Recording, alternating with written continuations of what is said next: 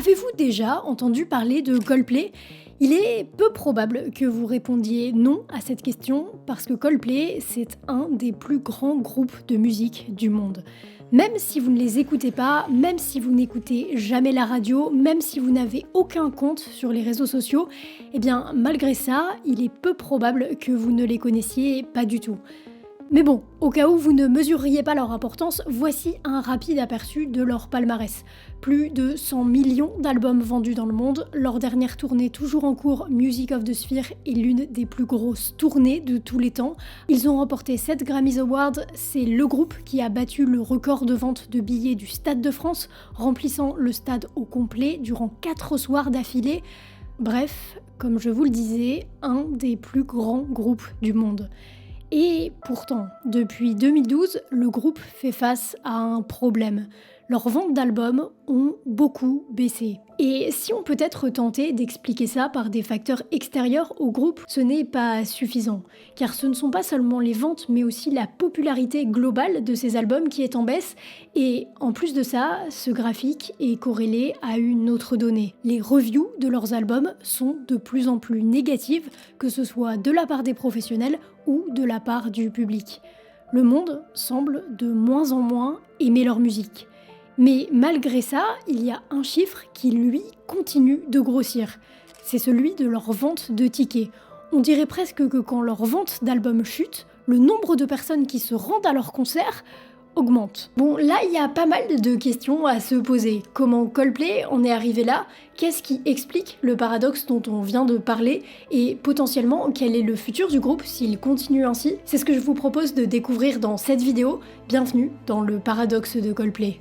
Mais juste avant ça, laissez-moi vous parler du partenaire de cette vidéo et de comment il peut vous aider au quotidien. Je vous présente CyberGhost VPN, la référence en matière de VPN tout simplement, avec plus de 38 millions d'utilisateurs dans le monde et une excellente note sur Trustpilot. Pour faire simple, un VPN, c'est un réseau privé virtuel qui vous permet 1. De naviguer sur internet en toute sécurité et 2. D'accéder à la totalité du contenu disponible sur internet. Je vous explique. D'abord pour la sécurité, un VPN vous permet de protéger vos données personnelles, notamment lorsque vous utilisez un réseau Wi-Fi public, comme on en trouve dans les gares, dans les hôtels, dans les centres commerciaux. Et ensuite, un VPN vous permet d'accéder au contenu géobloqué. Quand vous êtes sur Netflix ou Disney+ en France, vous n'avez accès qu'au catalogue français. Alors qu'avec un VPN, vous pouvez accéder au contenu du monde entier. Le catalogue des États-Unis, du Royaume-Uni, de l'Allemagne et même du Japon, notamment pour les animés. Et tout ça, ça se fait vraiment en un seul clic. Il vous suffit de changer votre emplacement en ligne avec CyberGhost VPN et là, vous débloquez les bibliothèques de 40 services de streaming et surtout, vous obtenez jusqu'à 40% de contenu supplémentaire sur votre plateforme de streaming préférée. Et comme le divertissement, ça se partage, vous pouvez utiliser CyberGhost VPN sur 7 appareils différents et sur tous les systèmes d'exploitation avec un seul abonnement. Ainsi, vous pouvez régaler vos amis et votre famille et d'ailleurs, CyberGhost aussi vous régale car ils vous font bénéficier d'un tarif spécial de 2,3 € par mois, soit une remise de 83% et de 4 mois offerts. Tout ça avec en plus une garantie de 45 jours satisfait ou remboursé. Pour en profiter, c'est très simple, il suffit de passer par le lien en description. Un grand merci à CyberGhost VPN, retour à la vidéo. Bon, d'abord, comment on devient l'un des plus grands groupes du monde ? Eh ben, en fait, ça commence de la même manière que la plupart des autres groupes. En 1996, 2 adolescents, Chris Martin et Johnny Buckland, étudient à l'Université et College de Londres. Après les cours, ils décident ensemble de former un groupe de musique nommé Pectorals. Ils sont vite rejoints par Guy Berryman, un autre étudiant de l'université, et par un 4e membre, Phil Harvey, qui va accepter de devenir leur manager et va financer leur tout premier EP. Sauf que avant de pouvoir enregistrer cet EP, il leur manque un truc un peu important pour un groupe de musique, c'est un batteur. Ils vont donc chercher un batteur à l'université et vont être rejoints par Will Champion, un homme qu'on ne peut pas vraiment qualifier de batteur, puisqu'à l'époque, il n'a jamais touché une batterie de sa vie. Mais c'est pas grave, Will est embauché et le groupe est au complet, Chris au chant, Johnny à la guitare, Guy à la basse. Will à la batterie du coup, et Phil au management. Et le jeune apprenti batteur prend déjà des initiatives dans le groupe puisqu'il organise le premier concert de la formation à Londres en 1998, et c'est à cette occasion que Pectorals se renomme Starfish. Oui, ça veut dire étoile de mer, oui. Et justement, ça ne leur convient pas vraiment, alors juste avant la sortie de leur premier EP, Safety, financé comme promis par leur manager, le groupe se renomme Coldplay. Ce premier EP, il ne rencontre pas un succès phénoménal, mais il leur permet de décrocher leur première signature dans un label indépendant. Et ce label indépendant leur permettra de sortir leur deuxième EP, Brothers and Sisters, qui ne marchera pas vraiment non plus. Mais Brothers and Sisters va leur permettre une chose très importante à l'époque, passer sur la BBC One. Et cette diffusion leur permettra d'attirer l'attention d'un label beaucoup plus gros, Parlophone. On est en avril 1999 et le groupe signe officiellement avec le label qu'ils ne quitteront plus.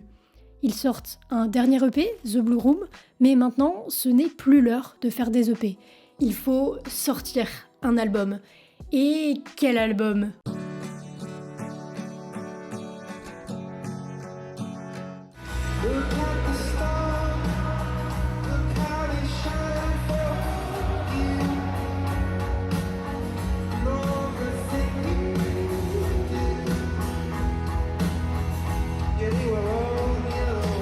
Coldplay sort Shiver puis Yellow comme single pour leur album Parachute, et là c'est le succès immédiat.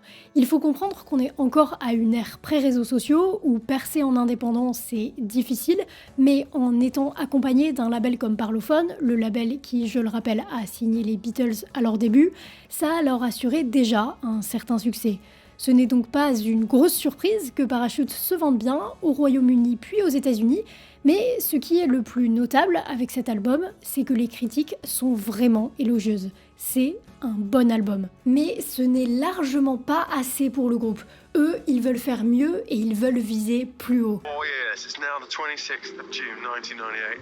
By the 26th of June 2002, the Coldplay, or the band, whatever they're called then, will be known just all over, man. Chris voulait être partout en juin 2002 et être le chanteur d'un groupe énorme, mais en réalité, il ne se doutait sûrement pas que cette année-là, il serait en tête d'affiche de l'énorme festival Glastonbury le 28 juin, et qu'à peine 2 mois plus tard, il sortirait A Rush of Blood to the Head, un album qui exposera Coldplay au reste du monde.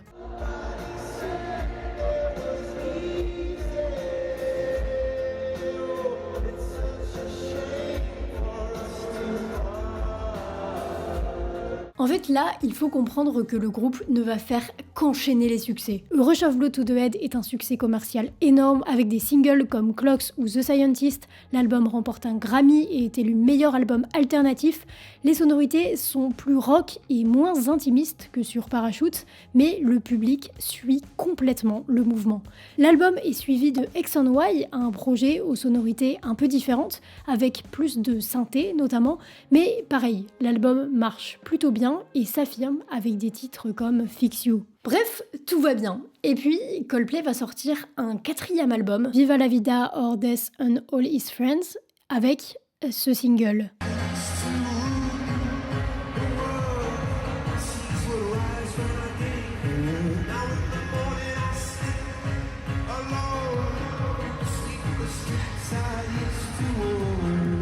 Pourquoi il est important ? Parce que c'est le premier single du groupe à être numéro 1 non seulement en Angleterre, mais aussi aux États-Unis, et ça, c'est un truc de ouf. Ça y est, on est en 2008, ça fait plus de 10 ans que le groupe existe et 8 ans qu'il fonctionne.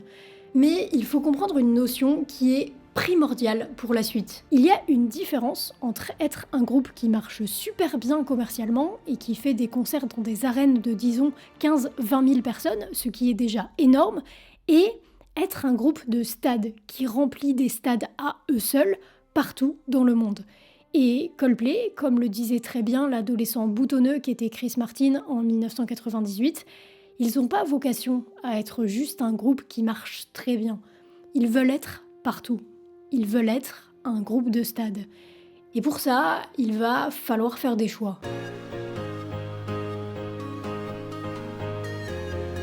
On est en 2012 et dans le monde de la musique, il y a un phénomène qui commence à prendre énormément de place mondialement, c'est l'Electronic Dance Music ou l'EDM. Skrillex est partout, Avicii sort Level en 2011, des DJ comme Calvin Harris, Martin Garrix, Z dominent le monde. Bref, l'EDM conquiert le cœur de beaucoup de gens, tandis que le rock a, on peut le dire, disparu. Coldplay, jusqu'ici, c'était pas un vrai groupe de rock, mais c'était pas un groupe de pop non plus. Ils faisaient de la pop-rock, mais avec quand même plus de rock que de pop. Et à ce moment de leur carrière, ils ont deux possibilités. Continuer à faire ce qu'ils savent faire, du Coldplay pop-rock à Viva la Vida ou même Rush of Blood to the Head, ou essayer de séduire un public plus large, un public capable de remplir des stades de plus de 20 000 personnes. Et vous l'avez compris, eux, ils sont attirés par la deuxième option. Et c'est dans ce sens qu'ils vont sortir Mylo Xyloto, un album coloré, puissant, pop, avec des touches d'électro.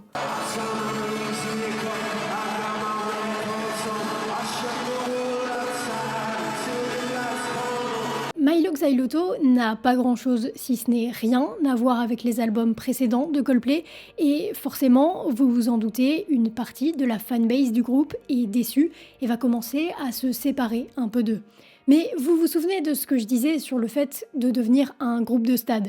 Eh bien, Coldplay a vu juste. Parce que si certains fans se séparent d'eux, d'autres commencent à écouter massivement leur musique, ce qui va leur permettre de partir en tournée et notamment de remplir leur premier stade de France en 2012. Cette tournée, elle introduit un élément qui va devenir très symbolique dans les tournées de Coldplay, le Xyloband, ce petit bracelet lumineux donné à chacun des 80 000 spectateurs présents dans le stade et qui s'illumine de couleurs différentes au rythme des chansons. Coldplay n'est pas le premier groupe à utiliser cette technologie, mais c'est le premier groupe à le faire à cette échelle et ça va rendre leur show absolument incroyable. Coldplay est mondial. Coldplay est plus gros que jamais. Et à partir de là, à partir de Mylo Xyloto, aucun des albums que le groupe va sortir ne va se ressembler.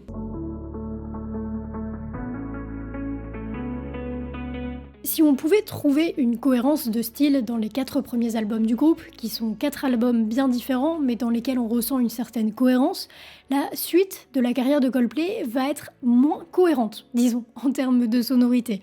La seule chose qui lie tous ces albums entre eux, c'est que c'est du Coldplay.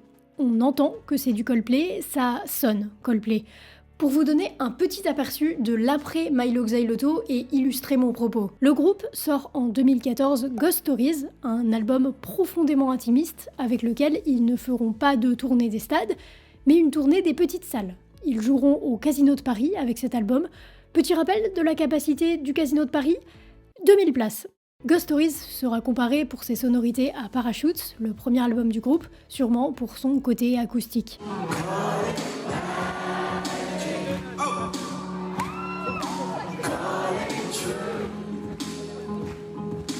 À la suite de tout ça, ils sortiront A Head Full of Dreams, l'opposé de Ghost Stories, un album très pop, très coloré, mais quand même très différent de Mylo Xyloto. C'est pas la même chose et il sonne très 2015, et ça tombe bien parce que l'album est sorti en 2015. Ils feront une tournée des stades, cette fois-ci plus grosse que celle de 2012. Ils repasseront à Paris, au Stade de France, pour 3 dates d'affilée. Est-ce que je vous ai dit qu'ils étaient imprévisibles ou pas ? Non, parce qu'en 2019, ils sortent un double album du nom d'Everyday Life. Je sais pas comment vous le décrire.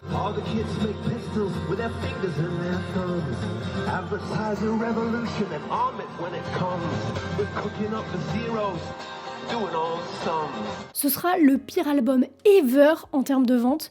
Par contre, il sera assez apprécié par la critique. Mais 3 ans plus tard, ils vont revenir avec Music of the Sphere. Un album encore très différent, un album concept, tout comme l'était Mylo Xyloto d'ailleurs, avec des sons à la fois pop, à la fois teintés de sonorités électroniques et à la fois de sonorités space rock et rock progressif.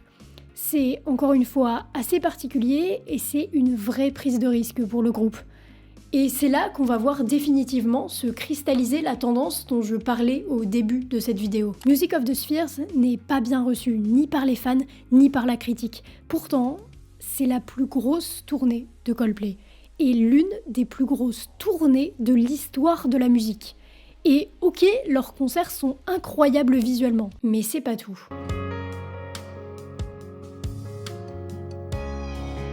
Il y a selon moi 3 raisons qui résolvent ce paradoxe entre des chiffres de vente en baisse et des critiques négatives et une hausse drastique de la vente des billets de concert. La première raison, l'éléphant dans la pièce, c'est que leurs concerts sont incroyables visuellement. Déjà, il y a l'utilisation des bracelets lumineux qui illuminent le stade, mais aussi des feux d'artifice, des confettis de partout, des ballons énormes qui sont lancés dans les stades, des jets de couleurs, le groupe se déplace, il y a 3 scènes différentes. Certains soirs, ils font monter des personnalités locales sur scène ou des fans. Ils personnalisent toujours le concert selon les régions. Par exemple, ils ont fait traduire Magic dans toutes les langues des pays dans lesquels il passe pour interpréter la chanson dans la langue nationale. Chris, c'est un showman de fou, il interagit avec le public malgré la grandeur des foules devant lesquelles il se produit. Il dégage tout simplement une énergie de dingue.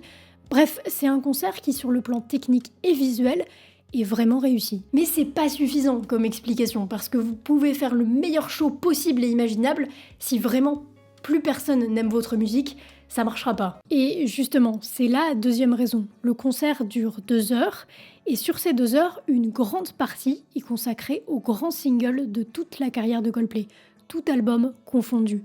C'est là que ça devient plus évident. Coldplay, ils ont la chance d'être là depuis longtemps, d'avoir su s'adapter et survivre pendant plus de 20 ans dans un monde de la musique toujours plus concurrentiel. Et cette longévité fait que le groupe a pu marquer plusieurs générations différentes. Quand vous observez les images des stades, vous vous rendez compte de la diversité, et notamment de la diversité de l'âge des personnes présentes. Ça va de 8 à 70 ans.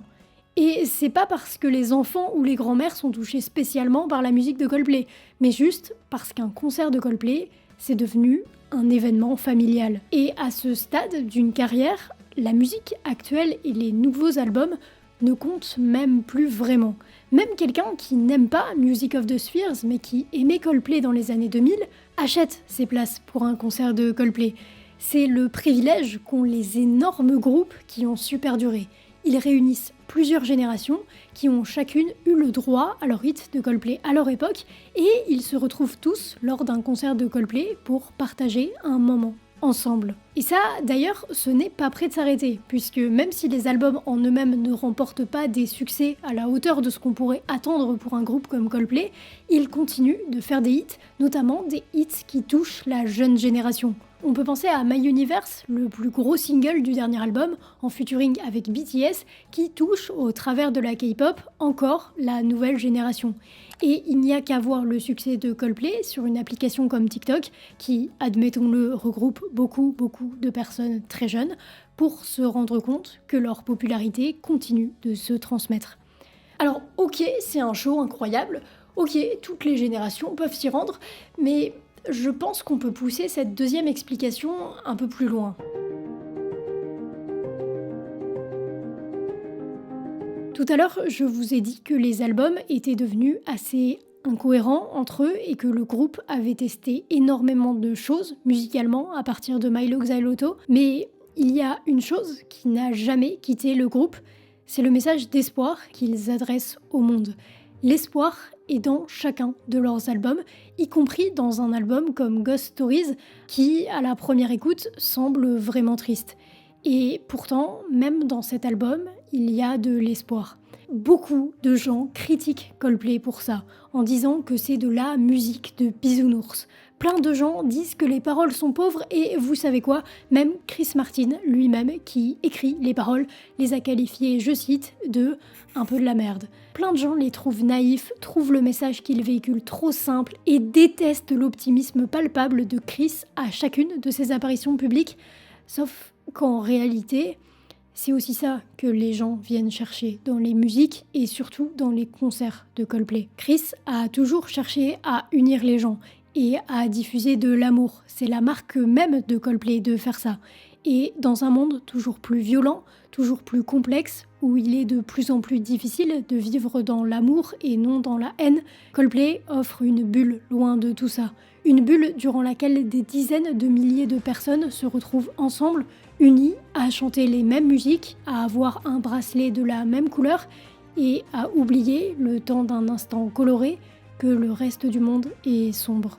Alors, au fond, peu importe la baisse des ventes ou le nombre de critiques négatives. Et peu importe si cela continue pour leurs possibles albums futurs, puisque la musique même de Coldplay est passée derrière l'importance de leur message, celui de l'amour et du réconfort.